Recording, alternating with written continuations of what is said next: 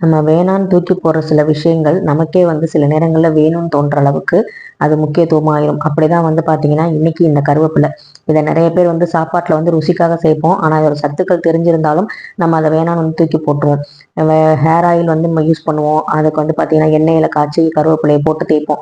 ஆனால் உள்ள இன்டேக்காக நம்ம எடுத்துக்கும் போது தான் அந்த சத்துக்கள் வந்து அதிகரிக்கும் அப்படிங்கிறது நம்ம எல்லாருக்குமே தெரியும். ஆனால் அதை செய்ய மாட்டோம். இன்னைக்கு வந்து பார்த்தீங்கன்னா தூக்கி போடுற ஒரு பொருளை வச்சு அழகா ஒரு லஞ்ச் மெனு ரெடி பண்ணியாச்சு. அதுதான் வந்து பார்த்தீங்கன்னா கருவேப்பிலை சாதம்.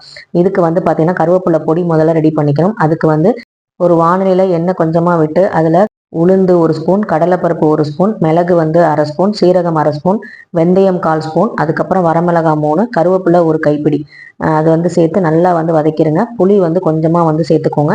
இதெல்லாம் நல்லா வதங்கினதுக்கு அப்புறம் மொறு மொறுன்னு வந்து கருவேப்பிலை ஆயிடும்.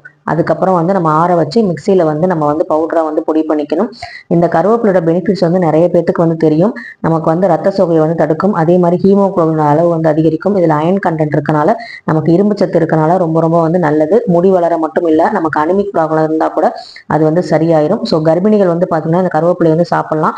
ஆனா அளவோட சாப்பிட்றது ரொம்ப ரொம்ப நல்லது. ரொம்ப அளவுக்கு மீறி சாப்பிட்டாலும் நமக்கு வயிற்றுப்போக்கு ஏற்படும்.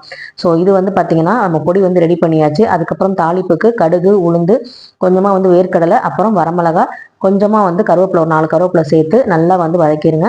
அதுக்கப்புறம் இந்த அரைச்சி வச்ச பொடியை வந்து பாத்தீங்கன்னா நல்லா வந்து நம்ம திரும்ப ஒரு தடவை வதக்கி எடுத்துட்டோம் அப்படின்னா சூப்பரா நமக்கு புளிக்காய்ச்சல் மாதிரியே ரெடி ஆயிரும். ரொம்ப வந்து டேஸ்டியா இருக்கும், கசக்காது. துவப்பு வந்து கொஞ்சம் லைட்டா தான் இருக்குமே தவிர ரொம்ப வந்து நமக்கு வந்து துவப்பு வந்து தெரியாது. நம்ம வேர்க்கடலைக்கு பதிலாக முந்திரி கூட ஆட் பண்ணிக்கலாம்.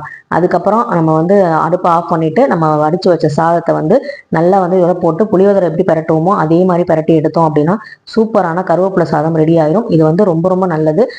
நீரிழிவு நோய், அதாவது சுகர் பேஷண்ட் வந்து இருக்கீங்க அப்படின்னா கண்டிப்பா வந்து இந்த கருவேப்பிலை சாதத்தை வாரத்துல ஒரு முறை வந்து எடுத்துக்கோங்க. கர்ப்பிணிகளும் வந்து எடுத்துக்கோங்க. இதுக்கு வந்து அயன் சத்து வந்து அதிகமா இருக்கு. ஸோ ஏஜ் அட்டன் பண்ண பிள்ளைங்க உங்க வீட்டில் இருக்காங்க அப்படின்னா இந்த சாதத்தை வாரத்துக்கு 2 முறை கொடுங்க. முடியும் நல்லா வளரும். அதே மாதிரி ஹீமோகுளோபினும் இன்க்ரீஸ் ஆகும். இந்த வீடியோ பிடிச்சிருந்தா கண்டிப்பா வந்து லைக் பண்ணுங்க. தேங்க்யூ.